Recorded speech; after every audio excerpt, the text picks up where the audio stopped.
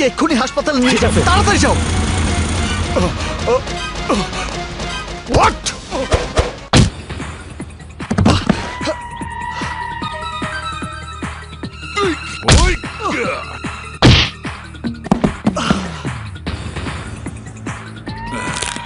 দেখুন স্যার, মানুষের জানমাল রক্ষা করার দায়িত্ব আপনাদের, কিন্তু আপনার এই এএসআই তা না করে ওই নিরপরাধ আহত মানুষটির মৃত্যু কামনা করেছে, তাই আমি ওনার গায়ে হাত তুলতে বাধ্য হয়েছি। Sir, sir please. পুলিশের গায়ে হাত তুলে আবার প্লিজ? কি অপরাধ করেছে ও? একজন নির্দোষ মানুষের জীবন ও রক্ষা করেছে, আর আপনি তা দেখার পর ওকে মারছেন?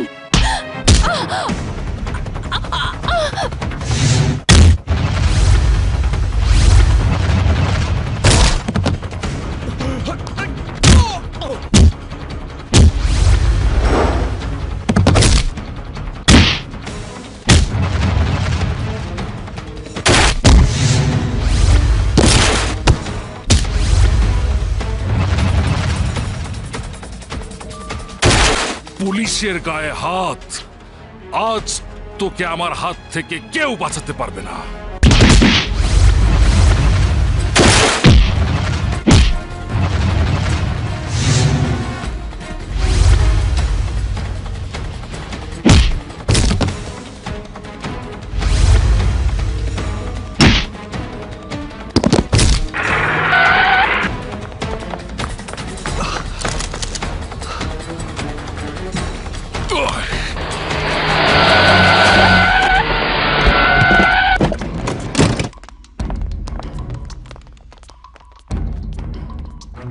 বেআইনিভাবে কারো উপর ক্ষমতা দেখানোর আগে তার পরিচয়টা জেনে নেওয়া উচিত।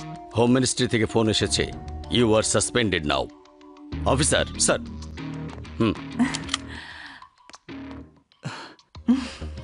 ও না বুঝে এমনটা করেছে, তুমি এখন যাও। Thank you sir. আসসালামু আলাইকুম। ওয়ালাইকুম আসসালাম। স্যার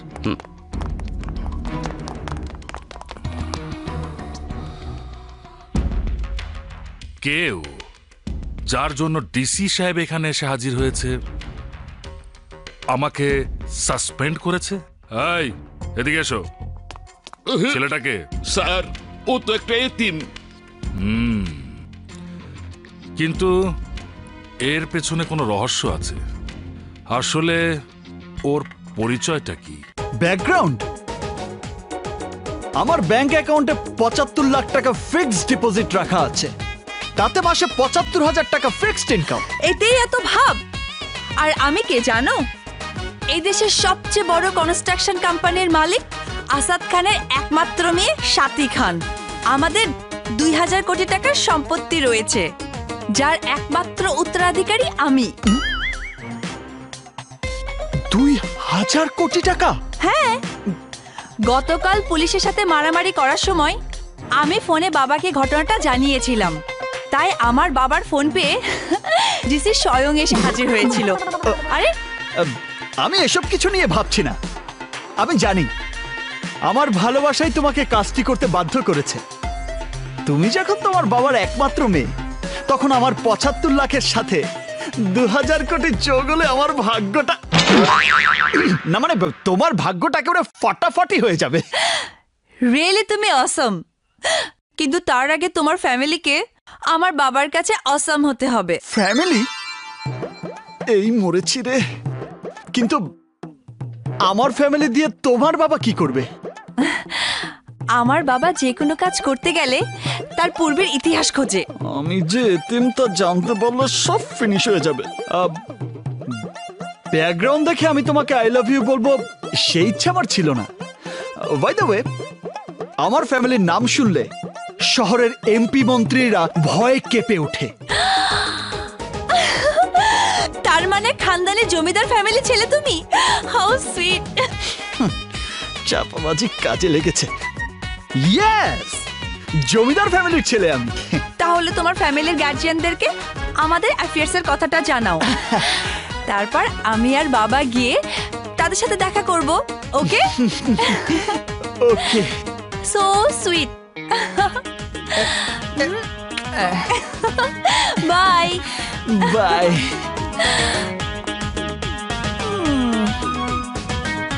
যার নিজের বংশের নাম জানা নেই তার আবার জমিদার ফ্যামিলি।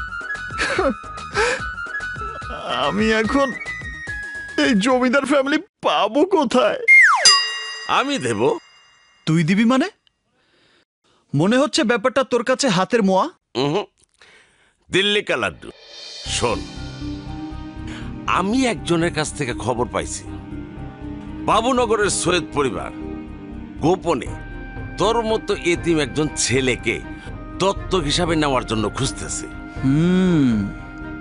তাহলে তো ফার্স্ট সিরিয়ালে আমিই যাব। আসো।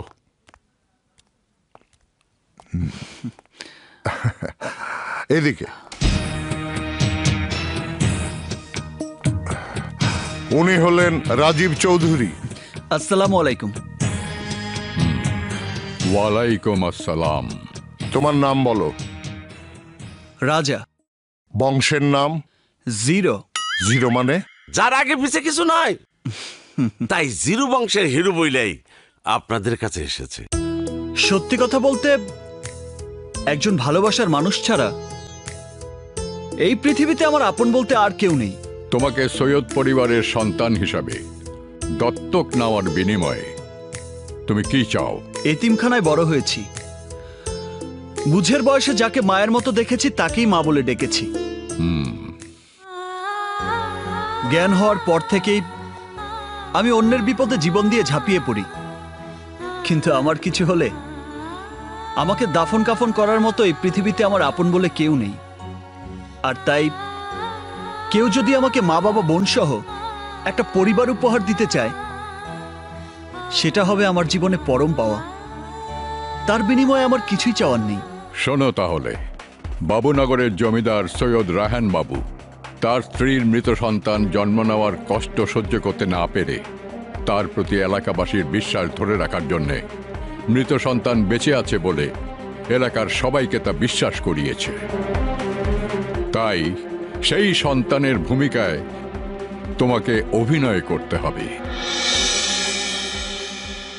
সৈয়দ রায়হান বাবুর সন্তান হিসাবে তার দেয়া কথা তোমাকে অক্ষরে অক্ষরে পালন করতে হবে। তুমি দত্তক হিসাবে সেই বাড়িতে যাচ্ছ, এই কথা তোমাকে এখানেই কবর দিতে হবে। আর এই কথা পবিত্র কোরআন স্পর্শ করে তোমাকে বলতে হবে।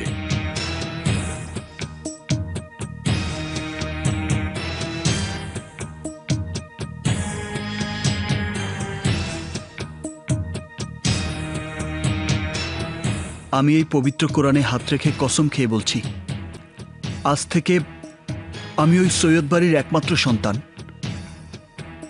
আমার জীবনের বিনিময়ে হলেও আমি সৈয়দ বাড়ির মান সম্মান রক্ষা করব।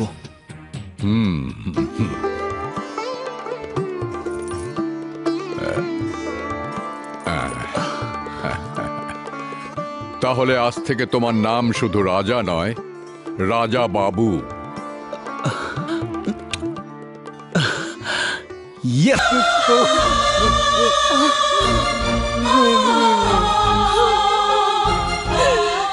তোদের এই অন্যায় অত্যাচার দিনে দিনে পাহাড় সমান হয়ে গেছে। তোদের মরণ সবাই নিজের চোখে দেখবে, কারণ তোদের আজরাইল হয়ে ওই সৈয়দ বাড়ির সন্তান আজ হোক কাল হোক একদিন আসবেই।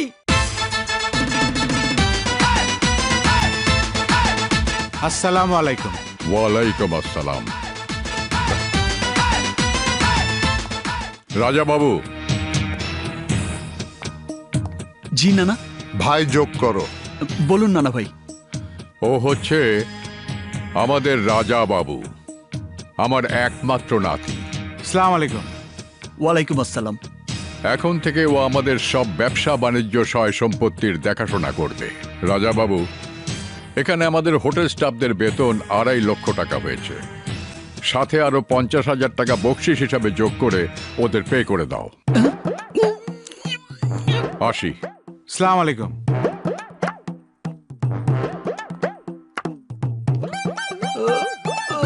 ছোট জমিদারের হাত মাথায় নয়, দানের জন্য বাড়িয়ে দিতে হবে। টাকাটা পে করে চলে এসো। শালায় তারও ফেস লাগাই দিয়ে গেল।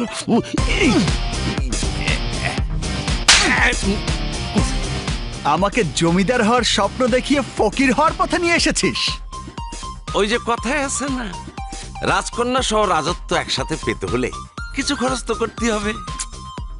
তাই বলে 3 লাখ? বুড়ো শুরুতেই আমার 3 লাখ সাফা করে দিয়েছে। এরপর যে কি হবে, যে আশায় যাচ্ছি তা পূরণ হবে কিনা আল্লাহই জানে। রাজাবাবু, গাড়ি থামাও।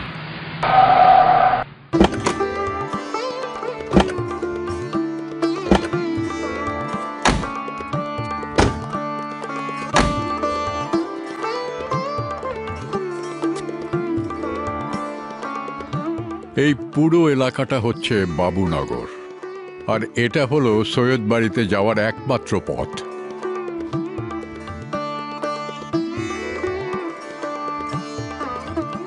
ওরে বাবা, তাহলে এটা?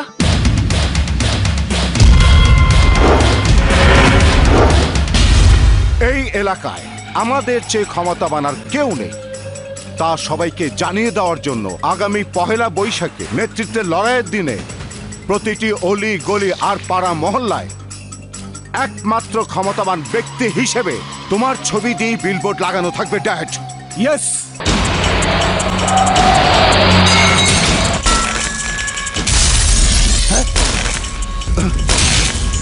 সাহেব, এইমাত্র দেখে এলাম সৈয়দ বাড়ির উত্তরসরি গাড়ি চালিয়ে সৈয়দ বাড়ির দিকে যাচ্ছে।